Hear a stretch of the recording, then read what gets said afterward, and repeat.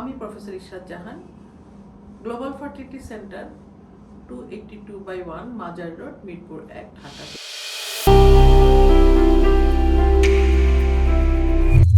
আমাদের পেশেন্টদের অনেকের পেশেন্টরা আসে, তাদের থাকে যে তাদের বিয়ে হয়েছে 1 বছরের বেশি ধরে, তারা চেষ্টা করছে, হয়তো প্রেগন্যান্সি আসছে না, তখন আমাদের কাছে যখন আসেন তখন তাকে আমরা প্রাইমারি ইনফার্টিলিটি বলি।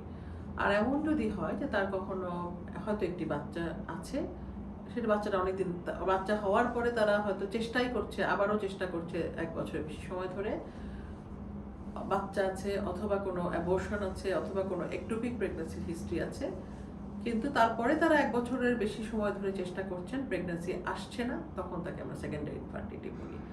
তো আমাদের যে প্রেগন্যান্সি বা ইনফার্টিলিটি পেশেন্টরা আসে, তাদের মধ্যে অনেকের প্রশ্ন, দেখা যায় স্বামী আসেইনি, শুধু স্ত্রী এসেছেন তার শাশুড়ির সাথে বা তার অন্যান্য আত্মীয়ের সাথে, স্বামী আসেনি কেন?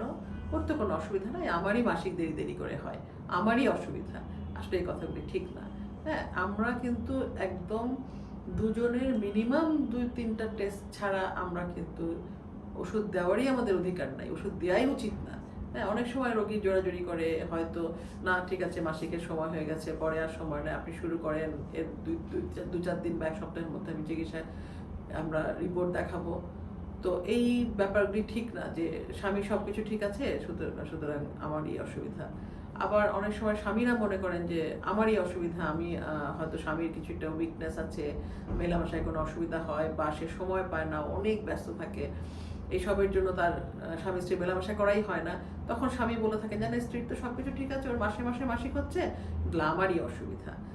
আসলে কিন্তু এই পেশেন্ট কিন্তু দুজন, আমাদের পেশেন্ট কিন্তু ইনফার্টিলিটি পেশেন্ট মানে কিন্তু 2 জন, অর্থাৎ 2 জন পেশেন্ট আমাদের সামনে আসবেন, 2 জনের আমরা হিস্ট্রি নেই, 2 জনের আমরা শারীরিক পরীক্ষা করি, অর্থাৎ চেক আপ করি, তারপরে 2 জনের আমরা পরীক্ষা নিরীক্ষা যে ইনভেস্টিগেশন সেগুলো 2 জনের করি, এবং তারপরে 2 জনের মিলিতভাবে চিকিৎসা দেওয়া হয়। প্রথম যদি 2 জনের কোনো সমস্যা না থাকে, সেই ক্ষেত্রে হয়তো নারীকে মানে ফিমেল পার্টনারকে দেওয়া হয়, আর যদি যার যেটা সমস্যা আছে সেই অনুযায়ী চিকিৎসা দেওয়া হয়।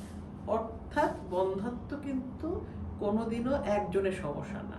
হ্যাঁ, আমাদের যেই ইনফার্টিলিটির যেই পেশেন্টগুলো আসে, তাদের মধ্যে শতকরা 40 জন হচ্ছে ফিমেল পার্টনার অসুখ থাকে, শতকরা 40 জনের হচ্ছে মেল পার্টনার অসুখ থাকে, 10 জনের হচ্ছে উভয়েরই সমস্যা থাকে, আর 10 জনটা হচ্ছে আননোন, কোনো সমস্যা নাই অথচ প্রেগন্যান্সি আসছে না।